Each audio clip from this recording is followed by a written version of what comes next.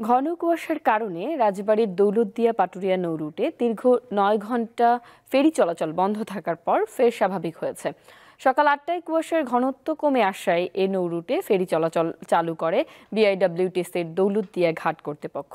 এর আগে শুক্রবার রাত ১১টায় দৌলতদিয়া পাটুরিয়া নৌ রুটে কুয়াশার ঘনত্ব বাড়ায় ফেরি চলাচল বন্ধ ঘোষণা করা হয়। ফেরি চলাচলের চ্যানেলে বিকন বাতি ও মার্কিং পয়েন্ট অস্পষ্ট হওয়ায় দুর্ঘটনা এড়াতে এই সিদ্ধান্ত নেওয়া হয়।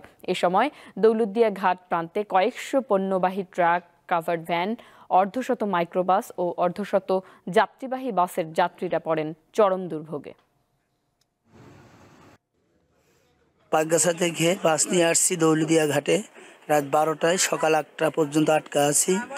আসছি একটা ১২টার সময় এসে আটকা পড়ছি ঘাটে, এখনো পর্যন্ত আমরা বেরোতে পারি নাই।